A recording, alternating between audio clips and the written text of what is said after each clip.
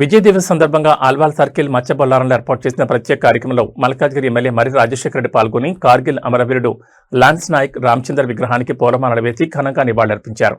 దేశ రక్షణ కోసం ప్రాణాలను సైతం లెక్క చేయకుండా పోరాడి అమరులైన వీర జవాన్ల త్యాగాలు చిరస్మరణీయమని ఈ సందర్భంగా ఎమ్మెల్యే కొనియాడారు. కార్గిల్ యుద్ధంలో భారత సైన్యం చూపిన అసమాన ధైర్య సాహసాలు వీరత్వానికి విజయ్ దివస్ ప్రత్యేకని తెలిపారు. నేటి యువత అమరవీరుల త్యాగాలను స్ఫూర్తిగా తీసుకుని దేశ సేవలో భాగస్వాములు కావాలని పిలుపునిచ్చారు. ఈ సందర్భంగా ఏర్పాటు చేసిన రక్తదాన శిబిరాల్లో పాల్గొని స్వచ్ఛందంగా రక్తదానం చేసిన యువకులను దాతలను ఎమ్మెల్యే ప్రత్యేకంగా అభినందించారు.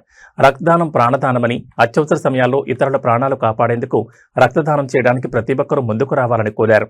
ఈ కార్యక్రమంలో బీఆర్ఎస్ నాయకులు డోలి రమేష్, నర్ల సురేష్, ఢిల్లీ పరమేష్, పవన్, ఎన్ను భాస్కర్, మహేష్, చెలిమెల, ఆరిఫ్, రెహ్మద్ ఖాన్ తదితరులు పాల్గొన్నారు.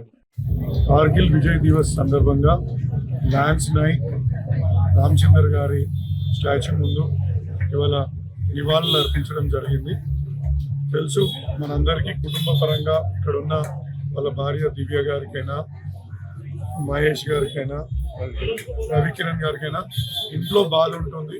బట్ ఆ ఇంటి నుంచి ఒక వార్ హీరో రావడం, అది కూడా మా ప్రాంతవాసి కావడం నిజంగా మాకు చాలా సంతోషం, గర్వకారణంగా ఉంది. ఎందుకంటే దేశాని కోసం త్యాగం చేసిన ఒక గొప్ప వారియర్ మా యొక్క ప్రాంతం నుంచి రావడం నిజంగా ఒక గొప్ప అనుభూతిని ఇస్తుంది. ఆయన స్ఫూర్తితో దేశ రక్షణ కోసం, దేశం కోసం అందరం కూడా పాటుపడతామని ఈ సందర్భంగా తెలియజేసుకుంటున్నాను.